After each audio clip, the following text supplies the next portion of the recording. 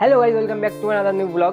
বন্ধুরা, আজ যাচ্ছি কিন্তু চিড়িয়াখানায়। ঠিক আছে, সব সময় তো সমুদ্র, পাহাড়, জঙ্গল এসব দেখি। ঠিক আছে, আজ দেখবো পশু পাখি, কুমির, হরিণ সব দেখবো।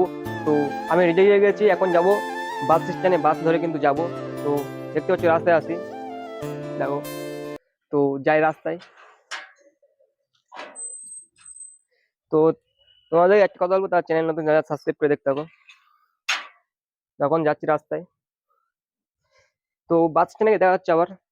অনেকক্ষণ হয়ে গেল বাসের জন্য অপেক্ষা করছিলাম, কিন্তু এখনো পর্যন্ত বাস আসেনি। ও রাস্তা দাঁড়িয়ে আছে। তো কখন আসে বাস, ওই অপেক্ষায় আসি। খুব রোদে, দেখো নিচে যেমন দেখাবো, রোদ প্রচুর। তো এই বাস কিন্তু খুব কম, ওই জন্য দেরিতে আসে। ঠিক আছে, বাসের জন্য অপেক্ষা করছি, দেখি বাস আসুক, তারপরে বাসে উঠবো। তো ওখানে গিয়ে দেখা হচ্ছে আবার।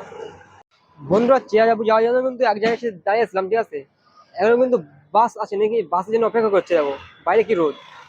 আর এখন কিন্তু 2টা থেকে 10 হয়েছে, বুঝলে। এরকম টাইম হয়েছে, 2:10 এরকম টাইম হয়েছে মনে হচ্ছে সম্ভব।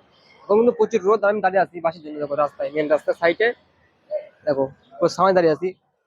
এত রোদে ছিলাম, ওখান থেকে কিন্তু এখানে এসেছি বাসের জন্য অপেক্ষা করছি। বাস আসলে কিন্তু আবার দেখা হচ্ছে ওখানে গিয়ে।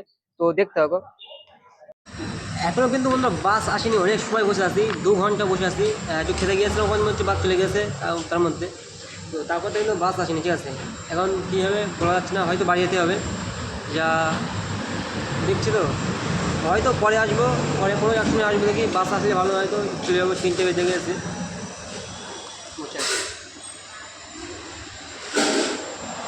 দেখি কী হয়, হয়তো বাড়ি যেতে হলে চলে যাবো করে। আর যদি আসে বাস তাহলে যাবো, না তো বাড়ি যাবো।